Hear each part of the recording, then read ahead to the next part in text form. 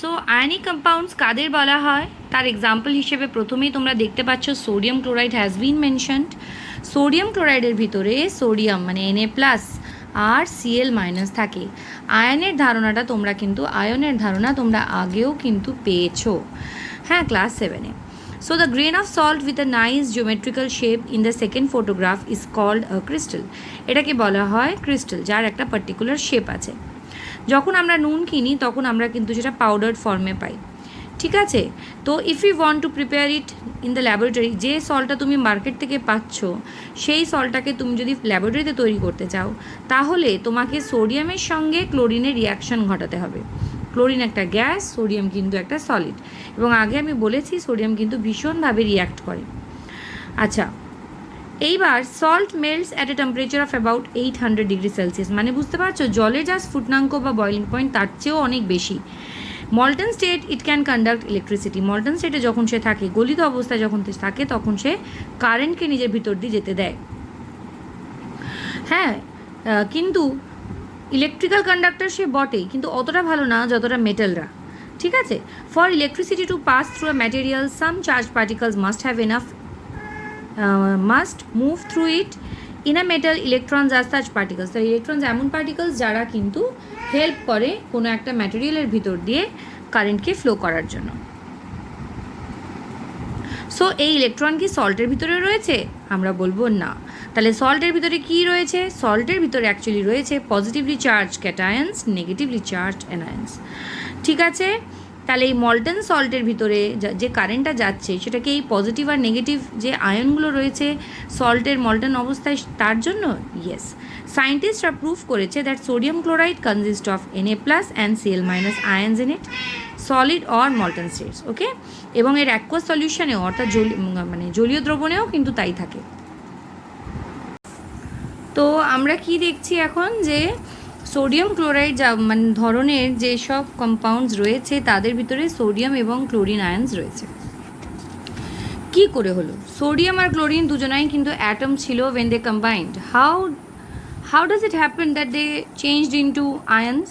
কীভাবে হলো দেখো, ফার্স্টেই আমি হয়তো 7-এর ভিডিওগুলোতে বলেছি, আবার তোমাদের জন্য বলছি শর্টে, যে আমরা জানি first shell after the nucleus, এটা নিউক্লিয়াস যদি হয় তারপরে ফার্স্ট শেল হচ্ছে K, সেকেন্ড শেল হচ্ছে L, তারপরে শেল হচ্ছে M, ফোর্থ শেল হচ্ছে N। সো প্রথম শেলে সর্বোচ্চ কটা ইলেকট্রনস থাকতে পারে? 2টো, পরেরটাতে 8টা। তো যখন কোনো একটা এলিমেন্ট যার কেবলমাত্র ফার্স্ট শেল রয়েছে সে যদি নিজের সে যদি সেই শেলে 2টো ইলেকট্রন অর্জন করে ফেলে তাহলে সে স্টেবল হয়ে গেল, কারণ তার আর কোনো চাহিদা নেই জীবনে। আমরা তাই তো হয়, যখন চাহিদা সব শেষ হয়ে যায়, যেটা আমাদের কোনো দিনই হয় না, আমরা তখন স্টেবল হয়ে যাই, সেটেল হয়ে যায় অ্যাকচুয়ালি। সো সেকেন্ড, যার 2টো কক্ষপথ আছে তার দ্বিতীয় কক্ষপথে 8টি ইলেকট্রন যদি সে অর্জন করে ফেলে তাহলেই সে কিন্তু স্টেবল। তৃতীয়টাতেও 8 অর্জন করাটাই হচ্ছে তার ইচ্ছে। তো এইখানে সোডিয়াম অ্যাটমের দেখো ইলেকট্রনিক কনফিগারেশন বুঝেছো তোমরা অলরেডি। প্রথম শেলে 2টো রয়েছে, তারপরে শেলে 8টা রয়েছে, এবং লাস্টের শেলে একজন একা বসেছিল। এই একজনকে সে যদি হারিয়ে ফেলে, ছেড়ে দেয়, তাহলে দেখো কি ব্যাপার দাঁড়াবে। তাহলে সোডিয়াম অ্যাটমটার কাছে তার সবথেকে বাইরের শেল দাঁড়াবে এইটা, এবং সেইখানে 8টা ইলেকট্রন থাকবে, অর্থাৎ সে কিন্তু এই যে আমি বলেছিলাম সেকেন্ড শেলে 8টা ইলেকট্রন হলে স্টেবল, সে স্টেবিলিটিটা গেইন করতে পারবে। ক্লোরিনে ঠিক উল্টো, প্রথম শেলে 2টো, তারপরে শেলে 8টা, লাস্ট শেলে তার 7টা ইলেকট্রন আছে, অর্থাৎ থার্ড শেলে তার 7টা ইলেকট্রন আছে। ওর ইচ্ছে হচ্ছে আমি যদি একটা ইলেকট্রন কোথাও থেকে পেয়ে যাই তাহলে আমার 8টা পুজো যায়, আমি স্টেবল হয়ে যাব। সেই যে তার প্রয়োজনীয় একটা ইলেকট্রন, সে যখন সোডিয়াম অ্যাটমের সঙ্গে রিয়্যাক্ট করছে একটা কম্পাউন্ড এই জন্যই ফর্ম করতে পারছে কারণ সে সোডিয়ামের কাছ থেকে একটা ইলেকট্রন নিয়ে নিজে স্টেবল হয়ে যাচ্ছে এবং সোডিয়ামকেও স্টেবল করে দিচ্ছে, বুঝেছো? তাহলে এইভাবে সোডিয়াম একটা ইলেকট্রন হারালো, তাই জন্য সে হয়ে গেল Na+, মানে একটা পজিটিভ, তার মানে একটা ইলেকট্রন হারিয়েছে। ক্লোরিন একটা ইলেকট্রন গেইন করলো, তাই জন্য সে হয়ে গেল 1-, অর্থাৎ সে কিন্তু অ্যানায়ন ফর্ম করলো। How many sodium chlorine ions are form during the reaction? Only 2। তাহলে এই জায়গাটা তোমরা পড়বে নো, অনেক একটা রিয়াকশনে প্রচুর অ্যাটমস পার্টিসিপেট করে এবং প্রত্যেকে সোডিয়াম এবং ক্লোরিন আয়ন্সে চেঞ্জ হয়।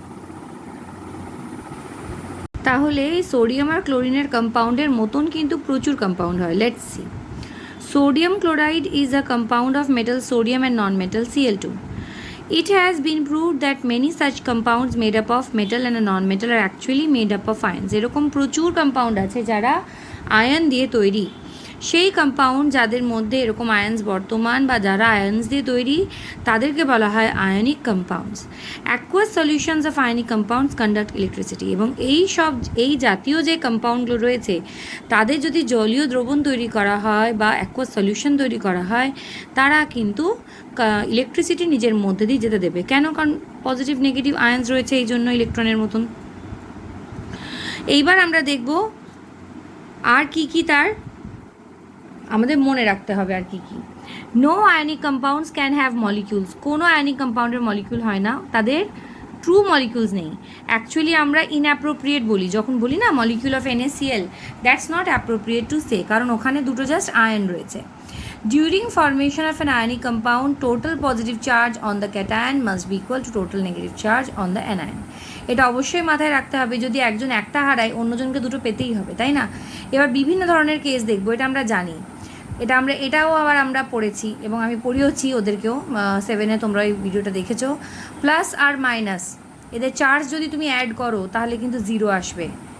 দেখো এর প্লাস একটা আছে, ফ্লোরিনের একটা মাইনাস আছে, তাহলে এই দুটোকে এদের চার্জ কত? তাহলে +1 প্লাস -1 0। তার মানে কম্পাউন্ডে একটা একটা করেই পটাশিয়াম আর ফ্লোরিন থাকবে, তাই পটাশিয়াম ফ্লোরাইড তৈরি হলো।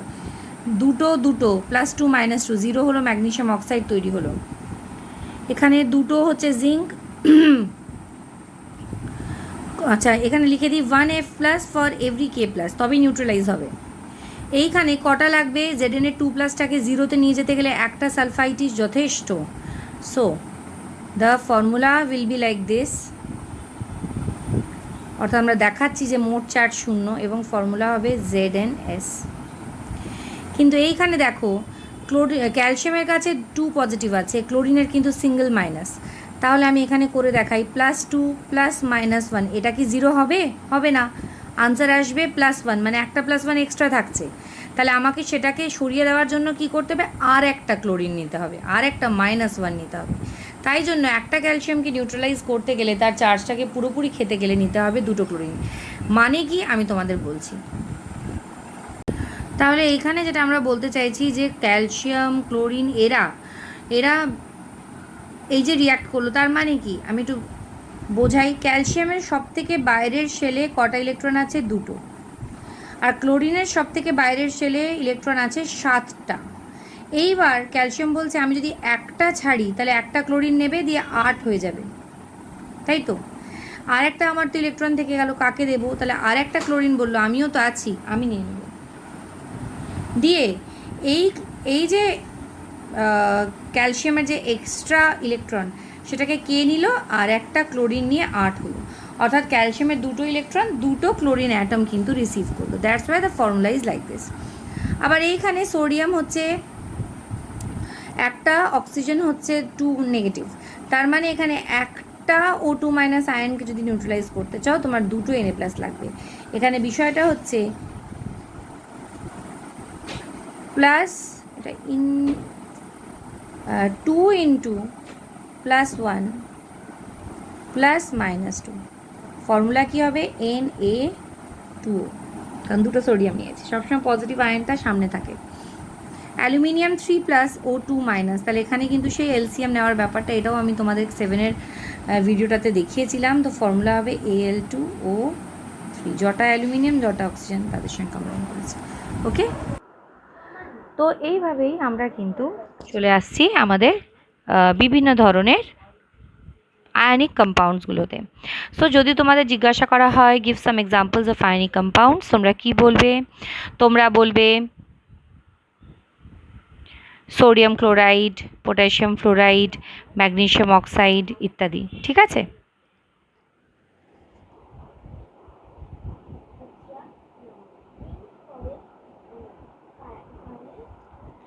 নেক্সট আমরা চলে আসি the metals considered above can give only one type of cation. Let's see, where have we got? Okay.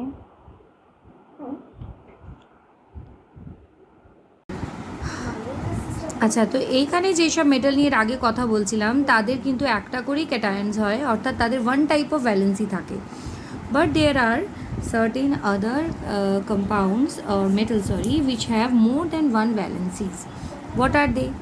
Iron, copper, mercury, tin, this. Okay, তাদের কিন্তু দুটো করে ভ্যালেন্সি থাকে এবং হয়তো ভ্যালেন্সি 2 এবং 3 আছে, এটাও আমরা 7-এ পড়েছি। হায়ার ভ্যালেন্সিটাকে আইসি বলে ডিনোট করা হয়, আর লোয়ার ভ্যালেন্সিটাকে আস, অর্থাৎ ফের আস, and the higher valency 3 plus will be ferric. This one will be the homework for you. I want you to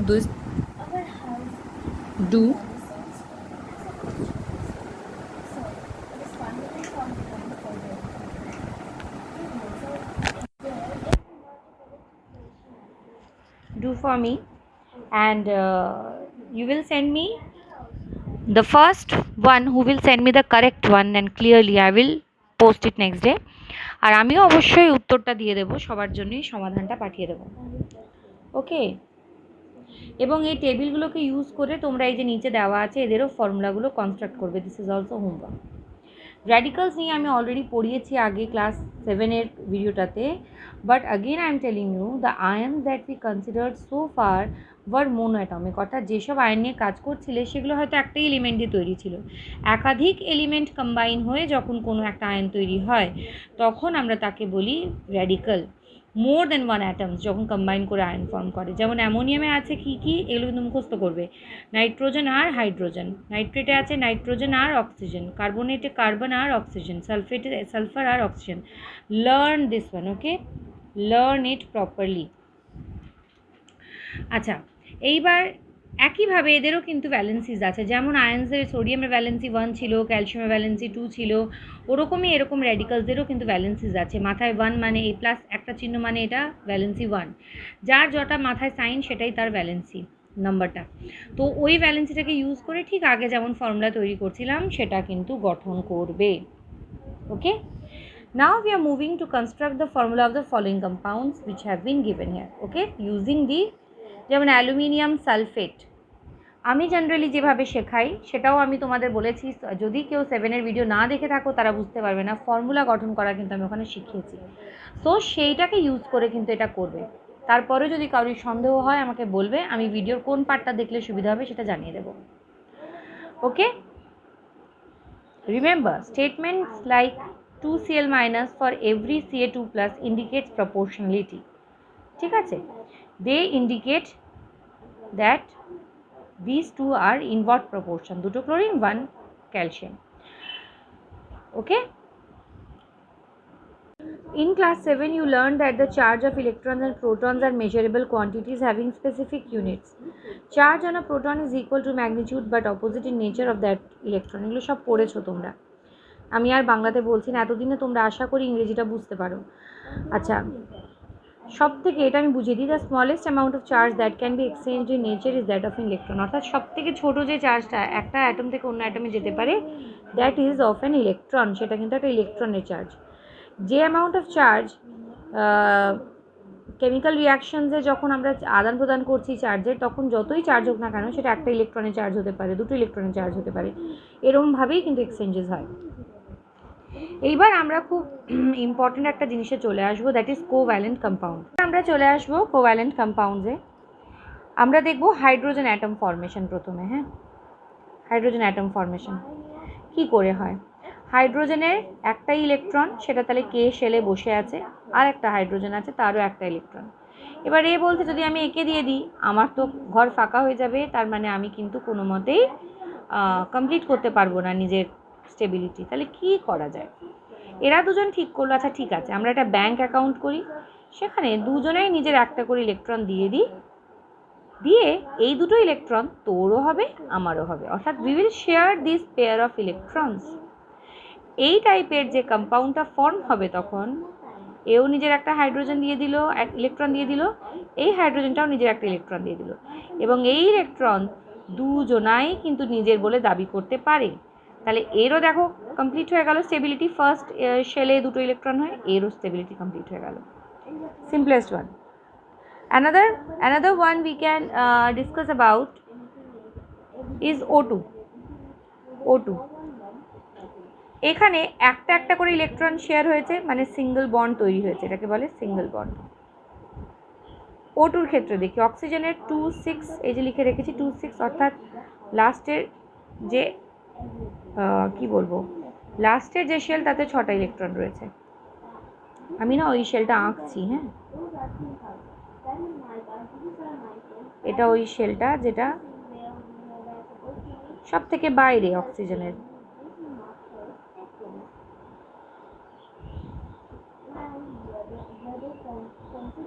তাহলে এবার বলো তো অক্সিজেনের আর কটা ইলেকট্রন লাগবে স্টেবল হতে? দুটো। এরও দুটো লাগবে, দুজনে পাশাপাশি এলো, বলো কি করে দিই তোকে আমি দুটো, তাহলে তো আমি ভীষণই আনস্টেবল হয়ে যাব, এই অক্সিজেনটা বলছে। আবার ওরা ফন্দি করলো, বললো আমিও দুটো দিই তুইও দুটো দে, কমন অ্যাকাউন্ট করি একটা। এই 4টে ইলেকট্রন এর দুটো মিলে একটা কমন অ্যাকাউন্ট হলো, যেটা এই অক্সিজেনেরও কাউন্ট হবে, এই অক্সিজেনও নিজের বলে কাউন্ট করবে। তাহলে এই অক্সিজেনের মোট ইলেকট্রন কটা হলো? 1 2 3 4 5 6 7 8, স্টেবল। আবার এই অক্সিজেনেরও কিন্তু 1 2 3 4 5 6 7 8, this is also stable. This is sharing. এখানে ক সেট অফ ইলেকট্রন শেয়ার হয়েছে? 2 সেট, 2 পেয়ার্স অফ ইলেকট্রনস আর দেয়ার, না, পেয়ার মানে দুটো। তাহলে এখানে যে বন্ডটা তৈরি হলো that is double bond. Okay, now here I have already given you the details of single bond, double bond.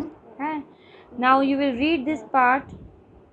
Molecules formed by making covalent bonds between atoms are called covalent molecules, যেটা আমরা already বলে নিয়েছি। When more than two atoms of two or more elements combine to form covalent molecules, all elements do not exhibit the same valency. In such a case, the atom of an element having the highest valency occupies the central position in the molecule. মনে রাখবে অনেক কটা atom যখন যুক্ত হয় তখন সবথেকে valency বেশি যার, সে কিন্তু মাঝে থাকবে, তাকে বলা হয় সেন্ট্রাল অ্যাটম, এবং অন্য অ্যাটমরা তাকে সাজিয়ে রাখে। এইখানে প্রচুর তোমাকে এক্সাম্পলস দেওয়া হয়েছে, কে কীভাবে ফর্ম হয়েছে তার স্ট্রাকচারটা তোমাকে আঁকতে হবে। তাহলে এখানে থাকবে মাঝে সালফার, হ্যাঁ, যেহেতু সালফারের ভ্যালেন্সি বেশি, স্ট্রাকচারটা এক্স্যাক্টলি এরকম নাও হতে পারে। PS3 এর মাঝে থাকবে P, ওকে, CCl4 এর মাঝে থাকবে C, আর নাইট্রোজেন ট্রাইক্লোরাইডের মাঝে থাকবে এই নাইট্রোজেন, ওকে। এইবার এদের প্রত্যেকের ক্ষেত্রে শেয়ারিংটা কিন্তু আমাদেরকে ভাবতে হবে। আমি তোমাদের শেয়ারিংটা প্রত্যেকটার ক্ষেত্রে বলবো। যেমন দেখো এখানে সিঙ্গেল লাইন আঁকা আছে, মানে একটা ইলেকট্রন এ দিয়েছে, একটা ইলেকট্রন এ দিয়েছে, দিয়ে শেয়ারিং হয়েছে। আমি এগুলো তোমাদের এঁকে এঁকে স্ট্রাকচারটা বোঝাবো। প্রথমটা দেখো ছিল H2O, তার কি ঘটনা ঘটে তার কোভ্যালেন্ট বন্ড হয়েছে সেটা আমি তোমাদের বলবো, হ্যাঁ। আচ্ছা, আমি না ডট ডায়াগ্রাম আঁকছি, অর্থাৎ বাইরের শেলটাকেই শুধু দেখাচ্ছি তার কটা ইলেকট্রন তার সমেত। হাইড্রোজেনের একটা ইলেকট্রন, অক্সিজেনের বাইরের শেলে 6টা ইলেকট্রন, এটা অলরেডি আমরা শিখেছি। এইবার অক্সিজেন বললো আমার দুটো লাগবে, হাইড্রোজেন বললো আমার তো একটাই আছে কিন্তু আমারও একটা লাগবে। এরা কি করলো, দুটো হাইড্রোজেন দুই দিকে গেল। দুই দিকে গেল মানে কিছুই না, সাজিয়ে লিখছে তোমাদের বোঝানোর জন্য, আর কিছু না, তো মানুষ না যে ঘুরে ঘুরে বেড়াবে। হাইড্রোজেনের একটা ইলেকট্রন, অক্সিজেনের একটা ইলেকট্রন কমন অ্যাকাউন্ট করলো, এখানেও একটা কমন অ্যাকাউন্ট হলো। তাহলে দেখো তো এই হাইড্রোজেনের অ্যাকাউন্টে দুটো ইলেকট্রন দেখাচ্ছে, তার মানে সে স্টেবল। এই হাইড্রোজেনেরও দুটো ইলেকট্রন দেখাচ্ছে, সেও স্টেবল। আর এই অক্সিজেনের অ্যাকাউন্টে 1 2 3 4 5 6 7 8, তাহলে এও স্টেবল। সো এখানে এইটা হচ্ছে স্ট্রাকচার। একইভাবে H2S অর্থাৎ হাইড্রোজেন সালফাইডেরও তাই হবে। আমি চলে যাই NH3-তে। আচ্ছা, N এর ক্ষেত্রে যদি আমরা ইলেকট্রন ডট ডায়াগ্রাম আঁকি, 7 হচ্ছে তার অ্যাটমিক নাম্বার, অর্থাৎ 2 আর 5, তার বাইরে রয়েছে 5টা ইলেকট্রন, আর সে 3টে হাইড্রোজেনকে ইনভলভ করেছে। আমি ক্রস দিয়ে দেখালাম হাইড্রোজেনের ইলেকট্রনটাকে, সেই একই কমন অ্যাকাউন্ট। এই দেখো 1 2 3, গুনে দেখো তো 1 2 3 4 5 6 7 8, বুঝলো নাইট্রোজেনের 8টা, আর প্রত্যেকটা হাইড্রোজেনের দুটো করে পুজেই গেছে। তো এইভাবেই তোমরা বিভিন্ন যে অ্যাটমস রয়েছে তারা কিভাবে কম্বাইন করে মলিকিউলস তৈরি করছে সেটা দেখবে। আমি হাইড্রোজেন সালফাইড অ্যামোনিয়া অবধি গেছিলাম। ফসফরাসটা ভাবো, ফসফরাসের আউটার মোস্ট শেলে কটা ইলেকট্রন থাকে বলো তো? সেই নাইট্রোজেনের মতনই 5টা। তাহলে একইভাবে হবে PS3। CH4টা ভাবতে পারো, কার্বনের বাইরের ওতে আছে 4টে, সে 4টে হাইড্রোজেন নিয়েছে এবং প্রত্যেকের সঙ্গে একটা করে ইলেকট্রন শেয়ার করেছে। এইভাবে ও কিন্তু নিজের 8টা ইলেকট্রন কমপ্লিট করবে। আর প্রত্যেকটা হাইড্রোজেন তো পেয়েই গেল কমন অ্যাকাউন্টে 2টো, ঠিক আছে। CCl4ও একইভাবে হাইড্রোজেনের জায়গায় শুধু বসবে ক্লোরিন, ঠিক আছে। একটা কার্বন তার সঙ্গে এই হ্যাঁ একটা কার্বন তার সঙ্গে 4টে ক্লোরিন। দেখা যাক কি হয়। কার্বনের সেই 4টে ইলেকট্রন, ক্লোরিনের আমরা কি জানি বাইরের শেলে কটা আছে? 7টা। 1 2 3 4 5 6, সরি এটা গোল করে আঁকি দেখতে সুবিধা হবে। এটা হচ্ছে 7, এখানেও ক্লোরিন থাকবে, এদিকে 7টা দিলাম, বাকিগুলো এখানে। 7 নম্বর ইলেকট্রন যে একা সেখানে আছে, এখানে ক্লোরিন 1 2 3 4 5 6 7। আবার এখানেও একটা ক্লোরিন হবে 1 2 3 4 5 6 7। তাহলে এই কম্বিনেশনগুলো তৈরি হবে। এই দেখো, একটা ক্লোরিন গুনলেই বাকিগুলো বুঝতে পারবে। রাউন্ড করছি মানে এরা জোড়া বেঁধেছে, হ্যাঁ, কোভ্যালেন্ট বন্ড তৈরি করেছে। তাহলে এইখানে দেখো ক্লোরিনের 2টো ইলেকট্রন এক্সট্রা, একটা ইলেকট্রন এক্সট্রা পেলো। 1 2 3 4 5 6 7 8, বুঝলো? ক্লোরিন তো অবশ্যই প্রত্যেকের তাহলে 8টা করে হয়ে গেছে, আর কার্বনেরও 8টা হয়ে গেছে। This is it. সো এইভাবে কোভ্যালেন্ট কম্পাউন্ডসের কম্বিনেশনটা তোমরা বুঝতে পারবে। যেটা পারবে না সেটাই কিন্তু আমাকে জিজ্ঞাসা করতে পারো। এদের মধ্যে যে ডিফারেন্সটা, অর্থাৎ কোভ্যালেন্ট কম্পাউন্ড আর ইলেকট্রোভ্যালেন্ট বা আয়নিক কম্পাউন্ড, বা এদের ক্যারেক্টারিস্টিক্স কী, এগুলো জাস্ট জানবার জন্য, তোমাদের সিলেবাসে নেই, জানবার জন্য আমি অবশ্যই তোমাদেরকে একটা স্ক্রিনশট পাঠাবো, একটা ডাউনলোড করে। খুব সুন্দর করে দেওয়া আছে যে কী কী ক্রাইটেরিয়া। তার মধ্যে আমি কিছুটা ব্যাখ্যা করে দিই। যেহেতু একটা ইলেকট্রোভ্যালেন্ট কম্পাউন্ড বা আয়নিক কম্পাউন্ড মানে পজিটিভ আর নেগেটিভ আয়ন্স দিয়ে তৈরি, তাদের মধ্যে চরম একটা আকর্ষণ বল থাকে, অ্যাট্রাকটিভ ফোর্স থাকে বলে তাদের বয়লিং পয়েন্ট, মেল্টিং পয়েন্ট সব কিছু কিন্তু প্রচণ্ড বেশি থাকে, আর ওরা ভীষণভাবে স্টেবল। অথচ কোভ্যালেন্ট কম্পাউন্ড কিন্তু তা না, কারণ এখানে কোনো আয়ন নেই। তাই জন্য তাদের মধ্যে যে একটা বিপরীত আয়ন্সদের মধ্যে যে একটা আকর্ষণ বল, সেটা এখানে কার্যকরী নয়। সুতরাং অ্যাটমসগুলো যে খুব টাইটলি বাউন্ড হয় তা কিন্তু হয় না কোভ্যালেন্ট কম্পাউন্ডসের ক্ষেত্রে। তাই জন্যই এদের বয়লিং পয়েন্টও কম, সহজে গলে যায়, সহজে বয়েল করতে লাগে, ঠিক আছে। সো এই যে মানে ক্যারেক্টারিস্টিক্স অফ কোভ্যালেন্ট কম্পাউন্ডস আর ইলেকট্রোভ্যালেন্ট কম্পাউন্ডস, সেটার আমি একটা পিক শেয়ার করছি তোমাদের, জাস্ট ওটা দেখবার জন্য বা বুঝবার জন্য। তো এর সঙ্গে 2.2টা শেষ হলো। নেক্সট ক্লাসে আমরা কিন্তু আমাদের 2.3টা স্টার্ট করবো আগে, ঠিক আছে।